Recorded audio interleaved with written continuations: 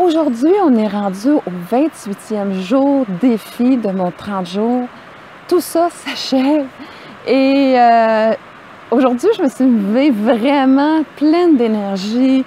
Et je vous souhaite vraiment que j'arrive à vous partager cette énergie-là. Parce qu'aujourd'hui, je vais toucher un sujet, la dépendance affective. En fait, toute forme de dépendance, parce que ça vient tous de la même origine. Et je vais vous partager mon point de vue par rapport à ça. Donc, pour moi, changer votre perception de la dépendance affective ou toute forme de dépendance va transformer votre vie, littéralement. Alors, la dépendance, pour moi, c'est la dépendance à une émotion.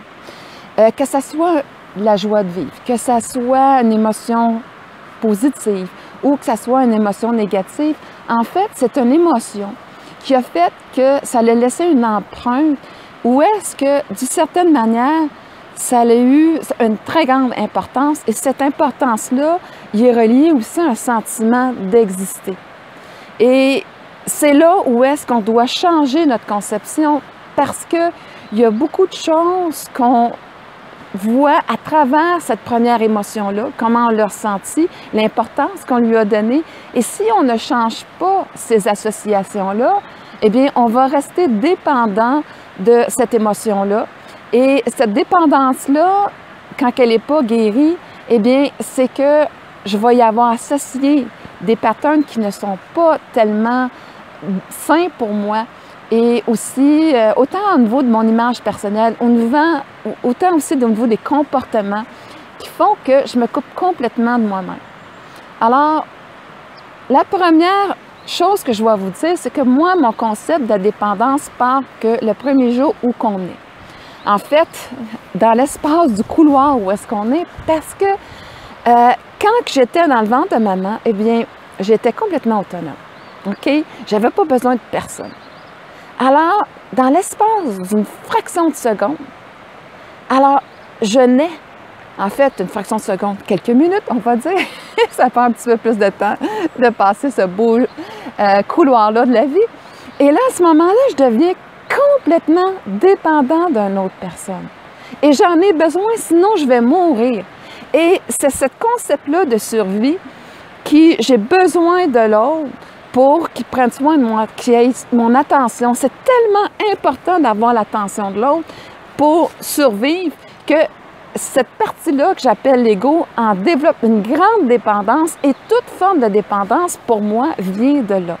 Alors, c'est pour ça que lorsque quelqu'un me quitte, même si je suis adulte, je le vois encore à travers cette image-là, cette perception-là que c'est la fin du monde pour certains. Pourquoi?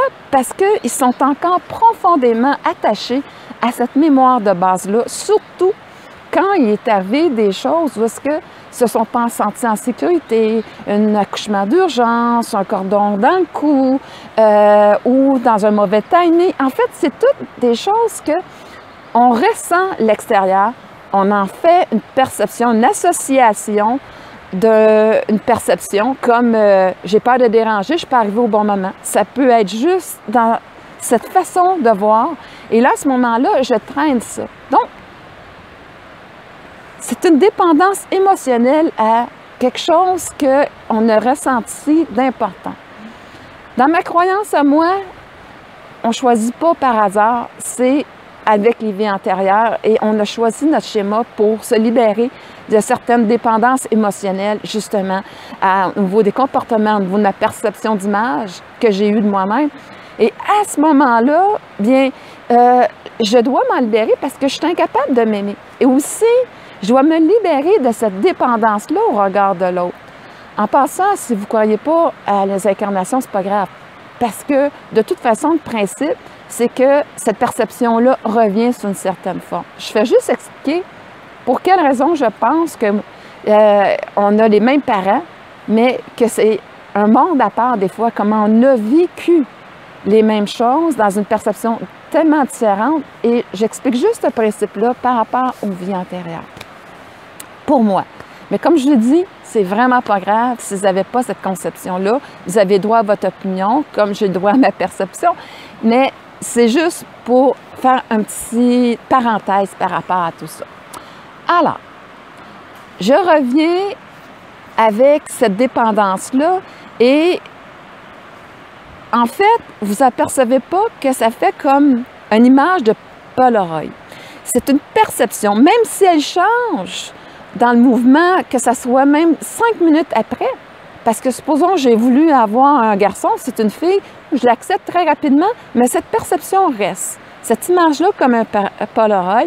Et je vais revivre des situations à travers les années et qui va faire que je vais recontacter cette perception-là.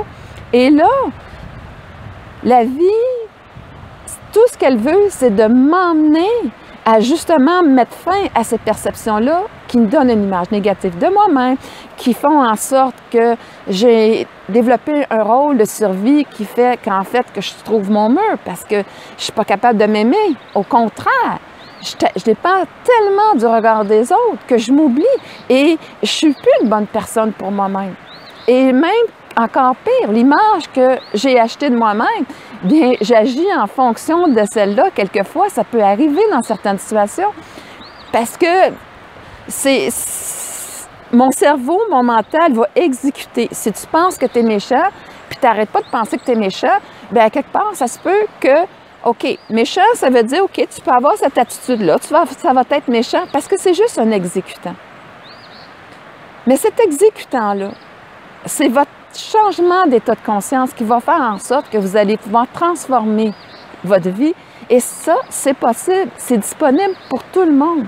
Alors, au lieu de retourner dans mes anciennes formes de pensée au niveau d'une blessure, et comme je disais tantôt que je ne me sens pas à la hauteur, je suis méchant, la conception, c'est pourquoi je suis méchant, c'est de voir à quelque part que, ouais, mais attends une minute, moi j'ai fait ça. C'est tellement des beaux gestes, c'est vrai. Oui, il y a cet espace-là, mais il y a quelque chose encore de plus grand en moi. Puis je sais que je suis tellement généreux, je suis tellement quelqu'un qui va être avenant dans certaines situations. Alors, qui suis-je? Eh bien, je peux vous dire que cette version-là positive de vous-même, c'est vraiment cette version-là d'amour que vous devez acheter maintenant. Vous devez faire en sorte de vous aimer assez et de dire « ça, c'est ce que je suis ». Ça ici, c'est ce que je dois mourir à cette perception-là pour enfin me permettre d'exister complètement dans cet nouveau regard-là sur moi que je vais poser. Et là, à ce moment-là, c'est là où est-ce que, encore, mon cerveau n'est qu'un exécutant. Oui, il était programmé, hein, on ne s'en aperçoit pas, il est programmé, mais pour moi, je vais au-delà de tout ça. Cette programmation me permet aussi de réactiver cette perception-là et de la régler une fois pour tout. Pour moi, il y a quelque chose de plus grand. On n'est pas juste quelque chose d'encodé. On est des personnes encodées pour que cet amour-là, ce changement de conscience-là fait que je peux dire, voici la perception, j'étais méchante, voici maintenant que je découvre que non, c'est pas vrai. C'est que, en ayant acheté, oui, je pose des fois des gestes comme ça, mais si je découvre profondément qui je suis, eh bien non, je trouve que je suis la plus merveilleuse des personnes. Et là, à ce moment-là, eh bien, comme je dis, cet encodage-là est renouvelé dans la bonne perception de votre identité, de qui vous êtes véritablement. Parce que pour moi, dans cet état de conscience-là d'amour, c'est qu'on agit avec amour. Mais l'ego, lui, non. C'est une méthode qui est vraiment un instinct animal, qui est là pour nous protéger notre corps dans sa survie. Mais son énergie est de nature animale, au niveau de l'instinct animal. Je ne vais pas vous dire que les animaux nous aiment pas ou quoi que ce soit. Je parle du principe de l'instinct animal pour sa survie. Et de l'autre côté, bien l'amour, c'est l'amour. C'est la générosité, c'est la bienveillance, c'est la collaboration, c'est tout ce qu'il y a. Et à l'heure actuelle, il y a un gros mouvement où je ne sais pas tellement où est-ce que ça va s'en aller dans cette perception-là. Ou est-ce que les gens vont l'utiliser pour les gouvernements pour contrôler ou fonctionner vraiment dans une attitude où est-ce que, oui, on veut protéger nos gens et on fait en sorte que ces gestes-là, ça soit de la solidarité, ça soit de l'amour. Et là, à ce moment-là, oui, la facette du monde va se transformer. Ça ne sera plus une notion de pouvoir, d'argent, mais de lien. Parce que moi, je pense que tout ce qui arrive au niveau de possession et tout ça, ça appartient à l'ego parce que dans l'autre sens, c'est un lien. C'est un lien que peu importe que j'ai avec l'argent, avec les personnes, c'est un lien d'amour. C'est un lien où est-ce que l'utilisation que j'en fais est sain. C'est l'utilisation aussi n'est pas pour un standing, un paraître, mais bien une mission de cœur qui fait que l'argent me permet d'arriver à mes fins. Alors, c'est tout ce principe-là aussi qui est en arrière. Une autre chose, il y a une autre dépendance. C'est la dépendance vraiment au niveau de être digne d'être aimé. C'est là que j'ai acheté un rôle de survie. Parce que être digne d'être aimé, c'est les attentes que j'ai perçues de mes parents pour être aimé. Et à ce moment-là, les encouragements que j'ai eus et qu'est-ce que j'ai développé, alors, ou en contrepartie aussi, pour aller prouver que je ne suis pas la personne qui ont pensé si je me suis fait dire que j'étais méchante ou quoi que ce soit. Des fois, mon rôle de survie va aller dans une contrepartie. Mais finalement, des fois, je ne serai pas méchante avec l'autre, mais je vais être méchante avec moi-même parce que je n'arrêterai pas de me juger devant des situations devant être parfaite. Comment je pourrais dire? J'aurais pas cette bienveillance-là vis-à-vis moi dans l'apprentissage, où est-ce que oui, on fait des gestes un petit peu ratés des fois, mais qu'on apprend. On dit, la prochaine fois, je peux faire ça comme ça. Et c'est comme ça que devrait passer l'amour, parce que cette partie-là, c'est comme ça qu'elle vous regarde. Et à ce moment-là, vous voyez, il y a toute une transformation qui peut être faite. Et cette dépendance-là, à ce rôle-là, est tellement, tellement fort au niveau de l'ego, parce que j'en ai souvent parlé. C'est que il dit, tu peux pas arrêter d'être comme ça, le monde t'aimera plus. C'est pour ça qu'il t'aime. Mais à quelque part, s'il vous aime, parce que ils prennent avantage de vous, eh bien, c'est peut-être pas nécessairement le genre d'amour que vous voulez avoir. Et la journée que vous allez vous respecter, la journée que vous allez vraiment utiliser vos ressources pour les donner avec amour, avec vous-même. Et pour moi, ça a toujours été de reconnaître la valeur de ce que j'offre aux autres. Et à ce moment-là, mais quand je reconnais, j'attends rien de l'autre. Je suis comblée d'être la personne que j'ai donnée de cette façon-là à l'autre. Et à ce moment-là, bien, je suis vraiment heureuse de me découvrir dans ce sens-là. Puis je tombe en amour avec moi-même, littéralement, quand j'ai ce regard-là que je pose sur moi. J'aimerais finir par revenir sur les dépendances de l'émotion, comment elle est forte. Alors, des fois, je suis même dépendant à la souffrance. Je suis même dépendant à cette faire pitié parce que j'ai une émotion forte. Et cette émotion-là est venue très importante parce que j'ai senti l'empathie, j'ai senti l'attention des autres et je confonds attention avec amour. Et c'est là où est-ce que l'attention, le sentiment d'être assez importante pour que l'autre prenne soin de moi, je tombe dans cette dépendance-là émotionnelle qui fait que je n'utilise pas mes ressources. Je ne suis pas dans la disposition d'être en amour avec moi-même, dans ce sens-là. Une autre dépendance aussi que vous allez avoir, supposons à l'alcool. L'alcool, c'est la fuite. C'est la fuite de ne pas vivre notre vie comme on l'entend, comme cette partie-là, si on serait connecté avec, on se sentirait joyeux, on se sentirait tellement bien dans notre cœur.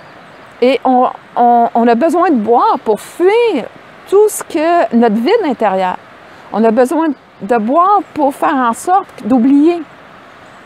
Et c'est certain que dans le passé, avec les lois de la religion, on est marié à la vie et à la mort, ça a entraîné des impasses où est-ce que les gens étaient commis plus à un engagement qui était mis par des règles humaines de religion que de l'engagement face à soi, de dire « je mérite ce qu'il y a de meilleur » et oui, je fais beaucoup de choses pour solutionner, mais s'il n'y en a pas de solution ou s'il n'y en a plus d'amour, bien, mon engagement, c'est d'être heureux et c'est quoi le plus beau cadeau de me permettre de finir avec une relation, de me mettre à être heureux dans une autre relation et de permettre à l'autre aussi ce beau cadeau-là.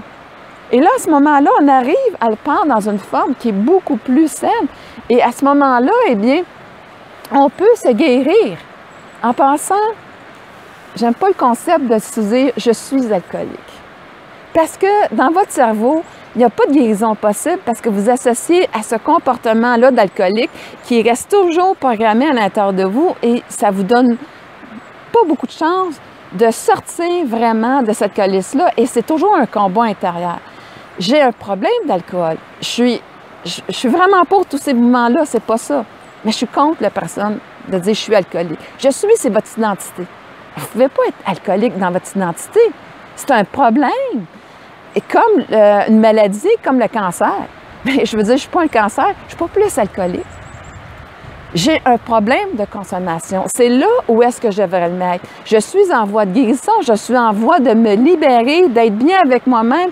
Et à ce moment-là, de dire, j'ai cette satisfaction-là, cette joie de vivre-là qui m'habite et qui fait que je suis sain avec moi-même. Ce serait des concepts beaucoup plus grands. Je ne dis pas de dire, ben là, Nicole, tu es en train de nous encourager de dire de reprendre un verre. C'est pas là que je m'en vais. Je fais juste dire que c'est pas votre identité. Et je n'aime pas vraiment ce principe-là. Je ne suis pas en accord personnellement. Et bon, j'ai juste besoin de le dire. Je laisse aussi les autres aller sous ces formes de pensée-là. C'est correct, tout le monde a le droit à son opinion. Mais ce n'est pas non plus une forme de jugement, c'est juste une forme d'observation. Quand on connaît la loi d'attraction, on ne peut pas arriver à ne plus mettre ça dans un combat si on dit « je suis alcoolique ».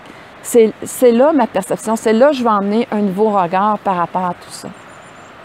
Ensuite, dépendance, OK? La dépendance au jeu, supposons. J'ai dit la dépendance, vraiment, ça va vraiment vous allumer cette dépendance-là parce que vous allez voir que ça touche les deux dépendances. À l'attention, une émotion forte pour avoir le sentiment d'exister. Ça, c'est la dépendance de base. Et l'autre, la dépendance, là, c'est l'émotion forte de dire « j'ai déjà gagné ». Le feeling que j'ai eu, je me suis sentie tellement wow que je suis à la recherche encore de ce feeling-là. Et c'est ça qui, c'est bien une dépendance affective, émotionnelle, parce que je veux revivre ce feeling-là. J'en suis dépendant.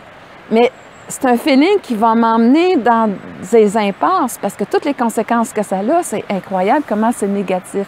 Donc, je dois le remplacer par une fierté d'accomplir quelque chose qui va faire que je vais être fière de moi.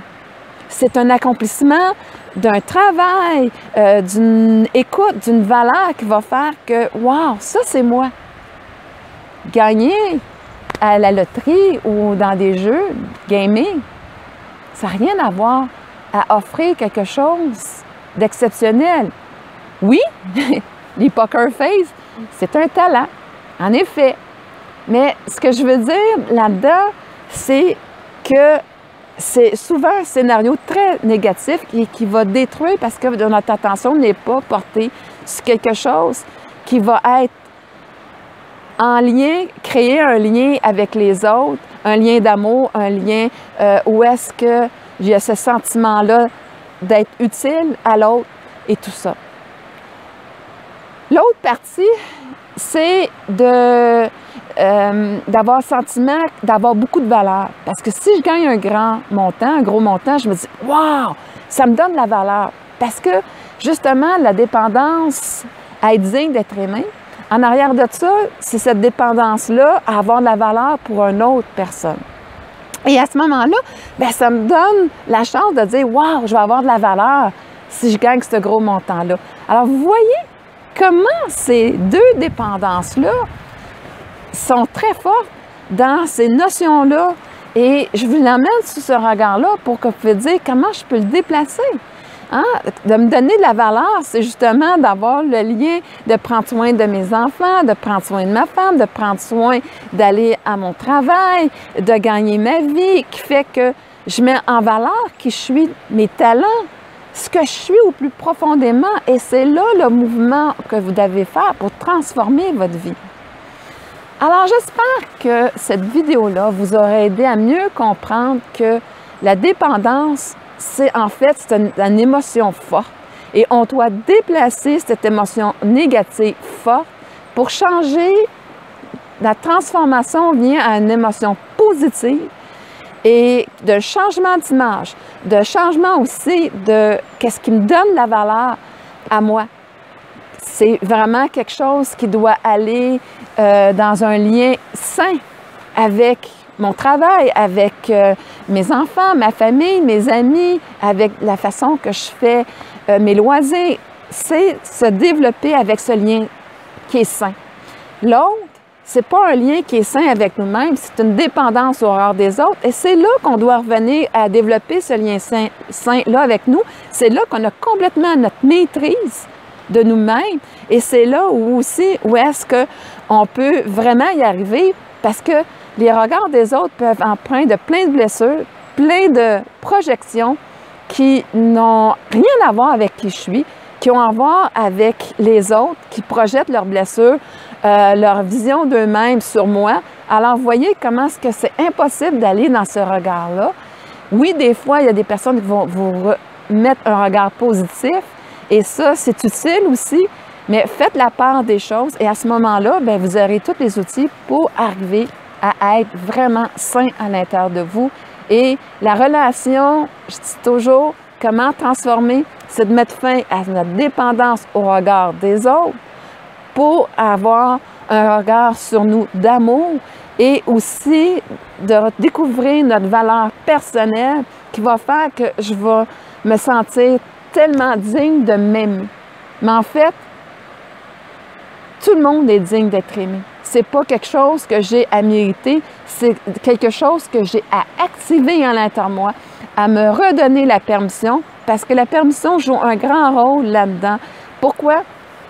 Parce que souvent, la façon que moi, j'aurais eu de m'aimer en faisant certains sports, en faisant une certaine activité, a été brisée par le parent qui n'avait pas le même regard sur la valeur de ce que moi, je donnais de la valeur.